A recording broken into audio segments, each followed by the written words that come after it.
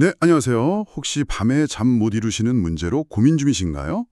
그렇다면 수면제 복용을 한 번쯤 생각해 보셨거나 아니면 이미 드시고 계실 수도 있겠네요.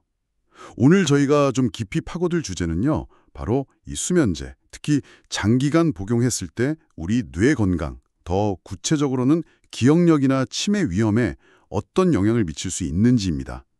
여러분께서 보내주신 관련 기사들, 또 전문가 영상 자료들 이런 것들을 바탕으로 해서요. 핵심 정보들을 좀 꼼꼼히 살펴보려고 합니다.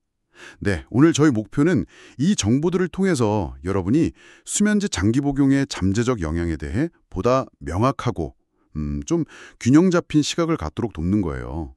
어떤 부분을 좀 주의 깊게 봐야 하고 또 어떤 걱정은 조금 내려놓아도 괜찮을지 같이 한번 알아보시죠. 네, 안녕하세요. 보내주신 자료들을 보니까요, 흥미롭게도 크게 두 가지 흐름이 좀 보이더라고요. 한쪽에서는 수면제를 오래 먹으면 수면의 질이 떨어지거나 인지 기능에 좀 부정적인 영향을 줄 수 있다, 이런 우려를 제기하는 연구가 있고요. 또 다른 한쪽에서는 와, 이건 정말 대규모 인구를 장기간 추적해 보니까 치매 위험과는 생각보다 직접적인 관련이 적더라 하는 연구 결과도 있습니다. 네, 이렇게 좀 상반돼 보이는 정보들 속에서 정말 중요한 맥락이 뭔지 제가 한번 짚어드리겠습니다. 자, 그럼 먼저 어떤 우려들이 있는지부터 좀 살펴볼까요? 캐나다 연구팀 결과가 눈에 좀 띄던데요. 55세 이상 성인들을 대상으로 했더라고요. 수면제를 장기간 복용한 그룹하고 그렇지 않은 그룹을 비교 분석한 연구였죠. 네, 맞습니다. 여기서 주목할 점이 수면제를 오래 복용한 그룹에서 소위 꿀잠이라고 하잖아요. 그 깊은 잠 단계는 줄어들고 상대적으로 덜 개운한 얕은 잠 단계가 늘어났다는 결과가 나왔어요. 이 깊은 잠이라는 게 그렇게 중요한 건가요? 네, 아주 중요합니다. 깊은 잠은 단숨이 그냥 쉬는 걸 넘어서요. 우리 뇌랑 신체가 다음 날을 위해서 재충전하고 또 손상된 부분을 복구하는 아주 핵심적인 시간이에요. 이 단계에서 성장 호르몬이 나오고 신체 조직이 회복되고요. 특히 중요한 건 뇌 속에 쌓인 노폐물을 청소하는 활동이 이때 가장 활발하게 일어난다는 점입니다. 그래서 깊은 잠이 부족하면 낮에 피곤하고 집중력 떨어지는 건 당연하고요. 장기적으로 뇌 기능에도 영향을 줄 수 있는 거죠. 캐나다 연구에서는 이런 변화를 수면 다원 검사라는 상당히 객관적인 방법을 통해서 확인을 했죠. 이 검사가 하룻밤 나면서 뇌파나 눈 움직임, 근육 긴장도, 호흡 같은 걸 종합적으로 측정해서 수면의 질이나 구조를 정확히 파악하는 거거든요. 아, 그렇군요. 그러니까 단순히 잠을 자는 시간이 중요한 게 아니라 그 잠의 질, 특히 깊은 잠이 핵심이다. 이 말씀이시네요. 네, 바로 그겁니다. 이 캐나다 연구에서는 또 다른 것도 지적했던데요. 기억이랑 학습에 중요한 뇌 활동 패턴이요. 그 느린 뇌파하고 수면 방추, 이게 서로 조화를 잘 못 이루게 된다고요? 네, 맞아요. 바로 그 점이 중요합니다. 우리 뇌는 잠자는 동안에요. 특히 그 깊은 잠 단계에서 낮에 경험하고 배운 정보들을 정리해서 장기 기억으로 저장하는 과정, 이걸 기억 공고화라고 부르는데요. 이걸 거치거든요. 뭐랄까, 비유하자면 도서관 사서가 밤새 들어온 새 책들을 제자리에 딱딱 꽂아 정리하는 것과 비슷해요. 이때 느린 뇌파랑 수면 방추가 마치 손발이 척축 맞는 사서팀처럼 협력해서 이 작업을 아주 효율적으로 수행합니다. 그런데 캐나다 연구 결과처럼 수면제 복용, 특히 고용량 복용이 이 팀워크를 좀 방해한다면 정보 정리가 제대로 안 되고 결과적으로 기억력이 떨어진다고 느낄 수 있게 되는 거죠. 기억력이 그냥 나빠진다기보다 뇌의 정보 정리 시스템 자체가 방해받을 수 있다는 거군요. 그렇죠. 그런 메커니즘으로 볼 수 있는 거죠. 그런데 또 다른 자료에서는 약간 다른 각도에서 접근하기도 하더라고요. 어떤 치과 의사 유튜버 분이셨는데 불면증의 뿌리 깊은 원인으로 신경계 문제나 뇌 혈류 순환 문제를 지적하시면서요. 수면제는 어쩌면 증상만 잠깐 덮는 좀 임시 방편일 수 있다? 이런 뉘앙스로 이야기하시던데요. 네, 그런 관점도 충분히 일리가 있습니다. 불면증의 원인은 정말 다양하거든요. 스트레스나 심리적인 문제일 수도 있지만 말씀하신 것처럼 신경계가 좀 과민하다거나 혹은 뇌로 가는 혈액순환이 원활하지 못한 게 근본 원인일 수도 있다는 거죠. 해당 영상에서 아마 강조하고 싶었던 건 단순히 잠을 못 자는 그 증상에만 집중하기보다는 왜 잠을 못 자는지 그 근본 원인을 찾는 노력이 중요하다. 이런 메시지로 해석할 수 있을 것 같아요. 특히 혈류 개선이 깊은 수면을 유도하는 데 도움이 되고 또 이 깊은 수면 중에 뇌 노폐물 청소가 활발해진다는 점은 아까 말씀드린 깊은 잠의 중요성이랑 정확히 연결되는 부분입니다. 결국 수면의 질 자체가 인지 기능과 아주 밀접하게 연결되어 있다는 걸 다시 한번 보여주는 대목이죠. 자, 그렇다면 이제 많은 분들이 가장 국중하시는 지점으로 한번 넘어가 보죠. 수면제를 오래 먹으면 정말 치매에 걸릴 위험이 높아지는 걸까요? 이 질문에 대해서 정신의학신문 기사가 정면으로 다룬 내용을 좀 살펴보겠습니다. 과거의 일부 연구에서는 벤조디아제핀 계열이나 제트드럭이라고 불리는 졸피뎀 같은 약들이요. 이런 수면제가 인지기능 저하나 치매 위험 증가랑 관련이 있을 수도 있다. 이런 가능성을 제기했던 건 사실이라고 기사에서도 인정을 하고 시작하더라고요. 아마 이런 약물 이름이 좀 생소하실 수도 있을 텐데요. 처방받는 수면제 중에 꽤 흔하게 포함되는 종류들이고요. 기본적으로 뇌 활동을 좀 진정시켜서 잠을 유도하는 방식으로 작용하는 약들이죠. 맞습니다. 과거에 그런 연구들 때문에 수면제 먹으면 머리 나빠진다더라, 치매 걸린다더라 하는 걱정이 좀 퍼졌던 게 사실이에요. 실제로 이 약물들은 의존성이나 오남용 위험이 있어서 우리나라에서는 향정신성 의약품으로 분류해서 아주 엄격하게 관리하고 있습니다. 그리고 약물의 주된 효과인 중추신경 안정작용이 때로는 부작용으로 나타나서 낮 동안 좀 졸리거나 집중력이 떨어지는 느낌? 소위 말하는 멍한 느낌을 유발할 수 있다는 점도 알려져 있고요. 이게 자칫 뇌 기능 자체가 손상되는 거 아니냐 하는 오해로 이어지기 쉬웠던 측면도 있었죠. 그런데 이 기사에서 소개된 미국의 대규모 연구 결과는 이런 통념과는 상당히 다른 이야기를 하고 있어서 정말 주목할 만합니다. 약 23만 명이라는 정말 엄청난 인원을 1996년부터 2015년까지 거의 20년 가까이 추적 관찰했는데 결과가 달랐다는 거죠. 이건 정말 자세히 살펴볼 필요가 있겠네요. 네, 맞아요. 이 연구가 큰 주목을 받는 이유가 바로 그 엄청난 규모와 긴 추적 기간 때문입니다.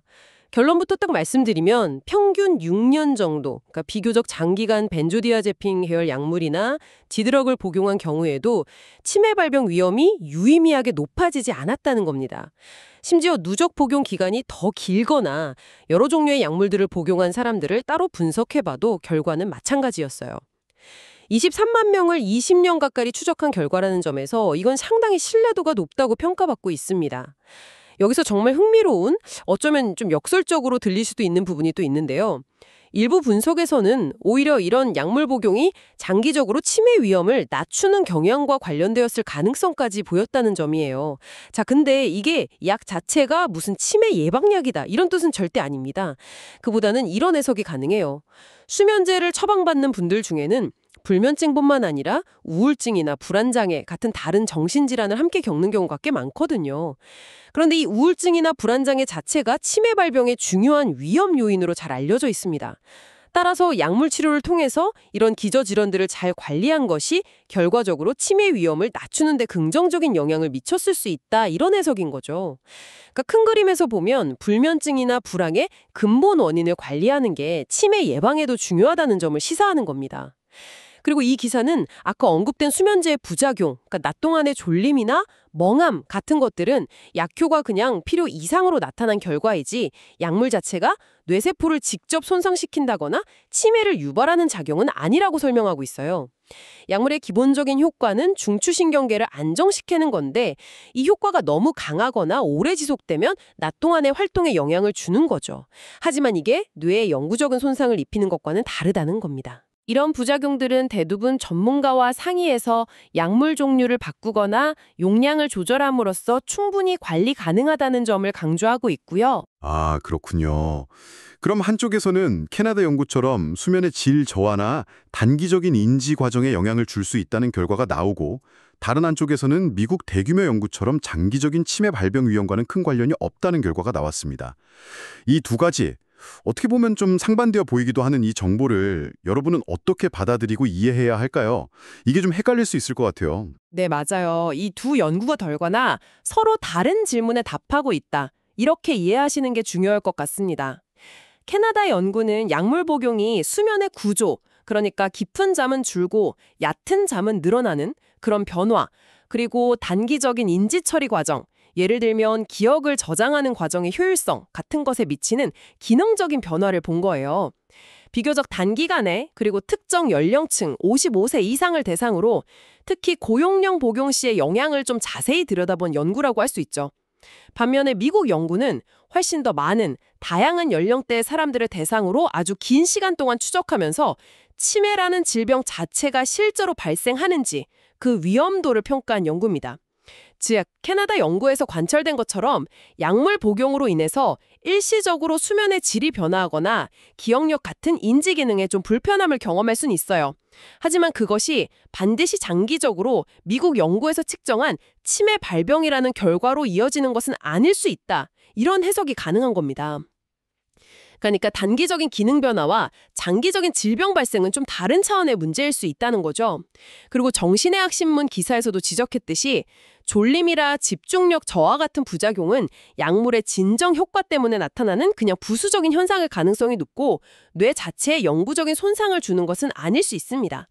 앞서 말씀드렸듯이 이런 부분은 전문가와 상담해서 약물 종류, 예를 들어 작용 시간이 짧은 것, 긴 것 등 다양하거든요. 이런 종류나 용량을 조절함으로써 충분히 개선될 여지가 있습니다. 여기서 아까 언급된 그 치과의사 유튜버분의 관점, 즉 근본 원인을 다시 한번 생각해 볼 수 있어요. 단순히 수면제 복용 여부보다는 왜 불면증이 생겼는지, 예를 들어 스트레스인지 우울증인지 신체적인 문제인지, 그리고 그 원인을 어떻게 관리하고 있는지가 장기적인 뇌 건강에 더 중요할 수 있다는 점을 시사하는 거죠. 결국 핵심은 모든 사람에게 이걸 일률적으로 적용하기보다는 개인의 상황을 잘 고려해야 한다 이 말씀이시군요. 특히 캐나다 연구 결과를 보면 고령층의 경우에는 수면제 사용에 조금 더 신중할 필요가 있고 어떤 경우든 반드시 의사와 충분히 상의하고 결정해야 한다는 결론에 이르게 되네요. 실제로 캐나다 연구팀도 고령층의 수면제 사용에는 보다 신중한 접근이 필요하다고 명시적으로 언급했고요. 정확합니다. 수면제 복용은 개인의 전반적인 건강 상태, 불면증의 정확한 원인이 뭔지, 예를 들어 단순 불면증인지 아니면 우울증이나 불안장애 혹은 다른 신체 질환이랑 같이 온 건지, 그리고 사용하려는 약물의 종류나 적정 용량, 예상 복용 기간 등을 종합적으로 고려해서 아주 신중하게 결정해야 할 문제입니다. 단순히 잠만 자면 된다, 이게 아니라 질 좋은 잠을 회복하고 가능하다면 불면증의 근본 원인을 해결하는 것을 목표로 삼아야 합니다. 막연한 불안감 때문에 의사가 필요하다고 판단한 치료를 거부하거나 혹은 복용 중에 그냥 임의로 약을 끊어버리는 것은 오히려 더 큰 문제를 일으킬 수 있어요. 불면증 자체가 주는 고통과 건강상의 악영향도 절대 무시할 수 없거든요. 그리고 정신의학 신문 기사에서도 아주 강력하게 경고하듯이 약에 대한 불안감 때문에 술에 의존하는 거, 이건 절대로 대안이 될 수 없습니다. 알코올은 당장은 잠드는 데 좀 도움이 되는 것처럼 느껴질 수 있지만 실제로는 수면 구조를 훨씬 더 망가뜨리고요. 의존성 문제나 다른 건강 문제를 일으킬 위험이 훨씬 큽니다. 네, 오늘 저희는 수면제 장기 복용과 뇌 건강이라는 주제에 대해서 정말 다양한 관점의 정보들을 깊이 있게 살펴봤습니다. 요약을 좀 해보자면 벤조디아제핀 계열이나 지드럭 같은 일반적인 수면제의 장기 복용이 특히 고용량이거나 고령층에서는 깊은 잠을 줄이고 기억 공부와 같은 단기 인지 과정에 영향을 줄 수 있다는 연구 결과 캐나다 연구가 있었고요. 하지만 다른 한편으로는 대규모 인구를 장기간 추적한 연구, 미국 연구에서는 이러한 약물 복용 자체가 직접적으로 치매 발병 위험을 높인다는 강력한 증거는 찾지 못했으며 오히려 우울증 같은 기저질환을 잘 관리하는 과정에서 간접적으로 긍정적인 영향을 줄 수도 있다는 가능성도 제시되었습니다. 네, 중요한 것은 이 두 결과가 반드시 서로 모순되는 것은 아니라는 점입니다. 단기적인 수면 구조의 변화나 인지 기능에 대한 영향이 반드시 장기적인 치매 발병으로 직결되는 것은 아닐 수 있다는 해석이 가능하고요. 하지만 어떤 경우든 가장 중요한 것은 여러분 개인의 상황에 맞는 의학적 조언을 구하는 것입니다. 수면제는 분명 도움이 될 수 있는 치료제이지만 반드시 전문가의 정확한 진단과 처방하에 잠재적인 이득과 위험을 충분히 고려해서 신중하게 사용되어야 합니다. 혹시 부작용이 느껴진다면 임의로 중단하거나 너무 불안해하기보다는 처방해주신 전문가와 상의해서 용량이나 종류를 조절하는 것이 가장 현명한 대처 방법입니다. 자, 오늘 이야기를 마무리하면서 여러분께 스스로에게 한번 던져볼 질문 하나를 남겨드리고 싶습니다.